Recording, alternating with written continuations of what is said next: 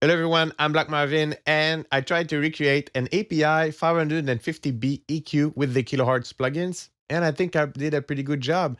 And if you want the preset, it's available for all community members on Patreon, or you can try to recreate it as I do. But this is a lot of details in this video, and I tried to give it the fastest pace possible, but the truth is that it's a lot of work.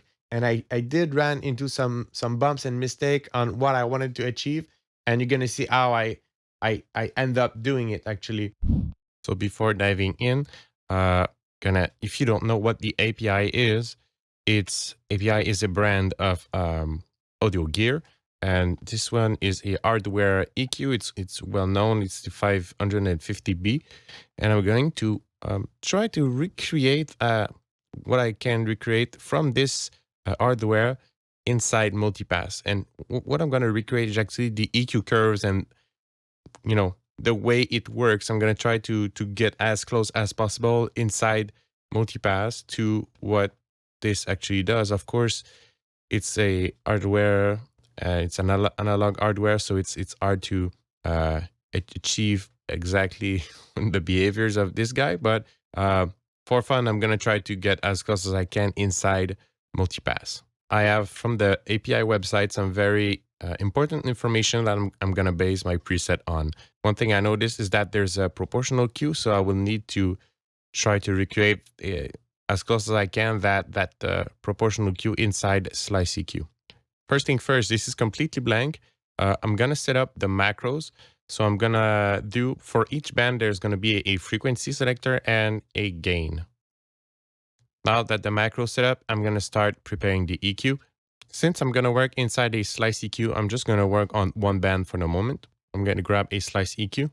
I'm going to start by setting up the low band, which goes from 30 to 400. So I'm going to start and set up the frequency range in Slice EQ. First, we need a bell. And since it starts at 30, I am going to go here at 30 hertz around. And for now, I can just have that really sharp Q just so it's more noticeable visually, because we're going to change that anyway. And now we need to go up to 400. So I'm going to move around and keep track visually until it gets close to 400.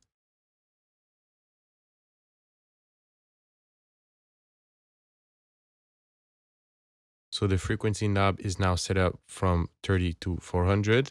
And then I can put the gain back to 0 and the Q back down. And then we can set up the low gain now. What I got from information is that the boost goes to 0 from plus 12. So I'm going to start by setting this up. This one's going to be easy.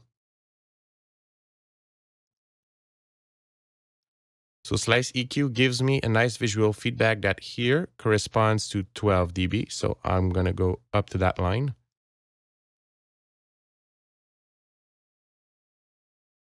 And we're on. So now the gain range is set up. Now what I need to do is make sure that the proportional Q is correct. Obviously, I'm not going to have the exact same values, but I'm going to work around. So the higher the gain, the narrower the band becomes.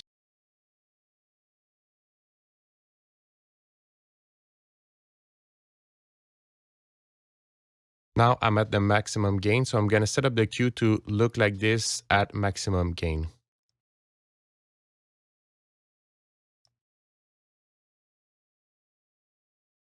Narrower.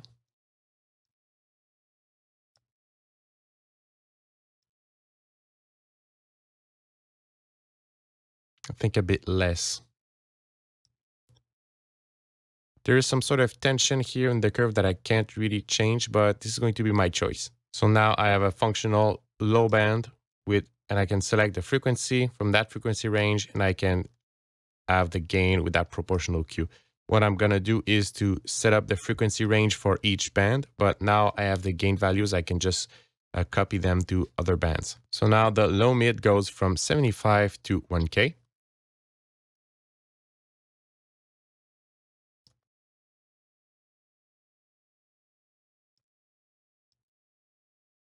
Oh, I just realized I can actually enter the value here.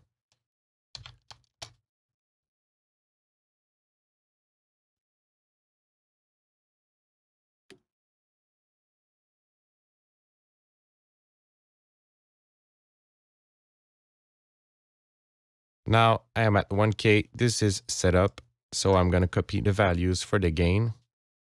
Something I can't achieve is having that step-by-step increment. Something I can't achieve unless there's a secret modulation remod that I don't know about inside Multipass. But for now, this is going to be fluid. But actually, this is not a bad thing. It gives you more control. So now that you know how I set up the band, I'm going to quickly set them up and we're going to move to the next step. So now we have the 4 bands. They're set up and they're working like the API EQ. But, you know, this is Multipass. This is really not an hardware and analog setup. So there's no warmth, there's no analog behavior. Now, the closest that we can get to that in Multipass would be to load up the ladder filter. Obviously put the cutoff all the way up because we don't really want that interacting. And we're going to use that saturation option. So we have either the transistor or diode mode, and this is going to help us apply some of the analog behavior of the EQ. We want something subtle, but that adds warmth. And in order to test that, I loaded the pre-master of my latest track called Moxie. So to set up the proper amount of saturation, first we're going to engage the ladder filter.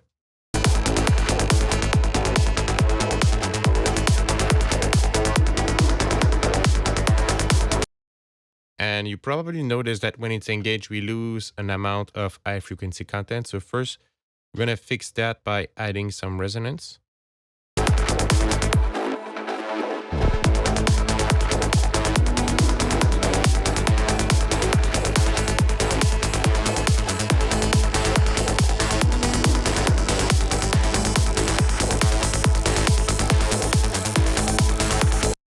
At this point, it's very similar, but also since we're adding, you know, some saturation, it's kind of normal to have a bit of different behavior on the high frequencies.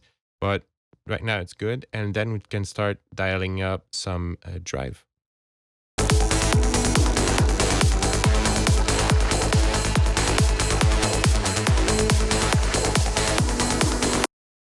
I'm also going to set up the bias to 100% because that's where I like it.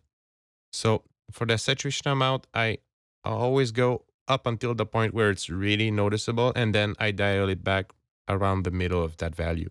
So it sounds like this.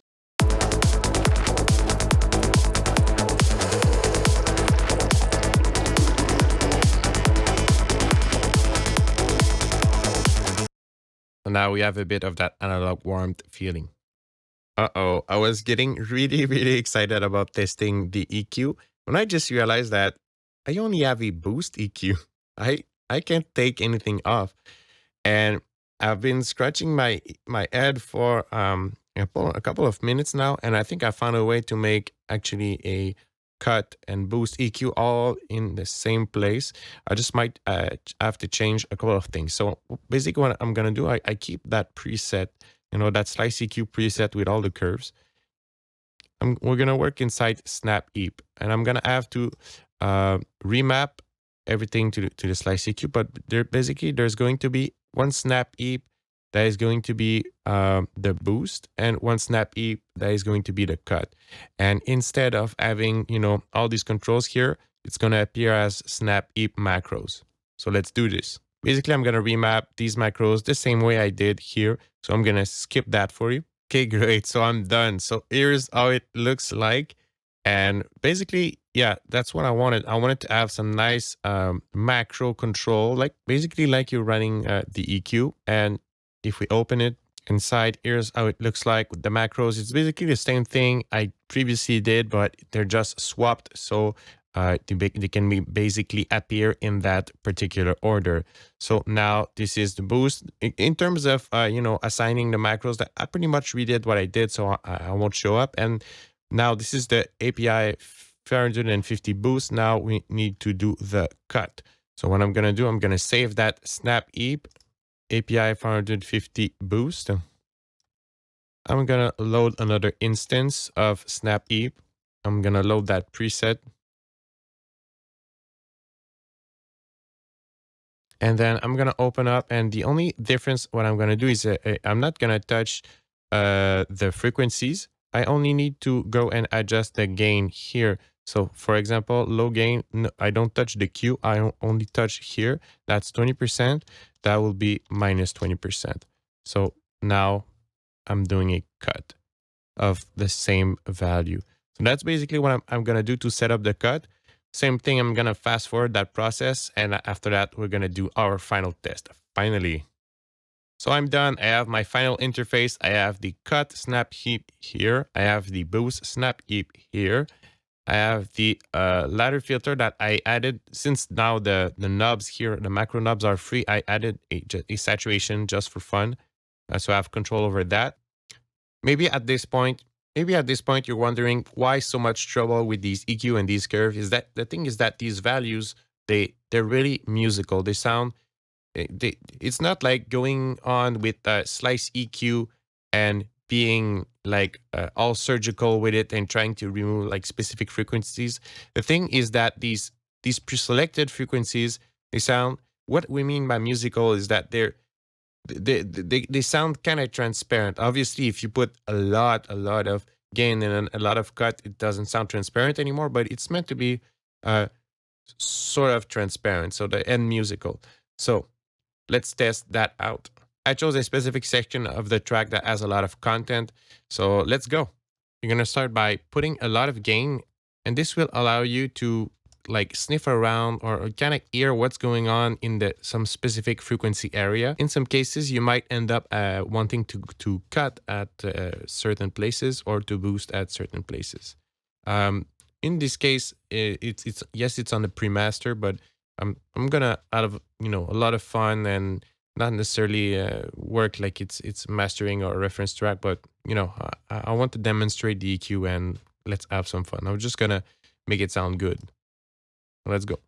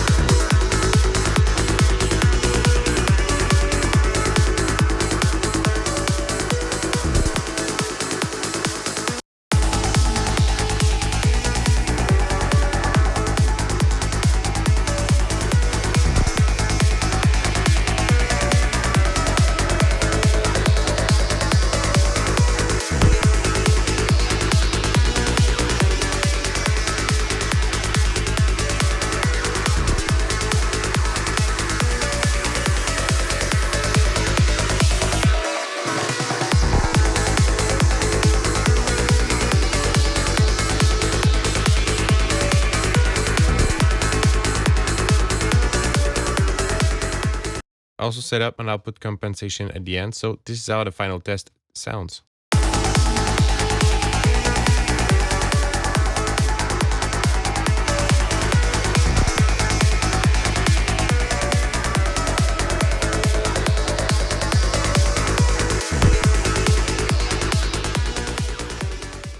That's it. That was a lot of fun. I'm pretty sure I'm going to use that EQ on a regular basis. And I'm also pretty sure I'm going to bonify it. So I'm going to add, make it mid-side. I'm going to add some compression and probably make a whole channel strip out of it.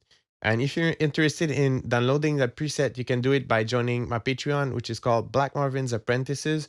I'm building a community of producer and students. There's already a lot of content there and it's being added on a regular basis.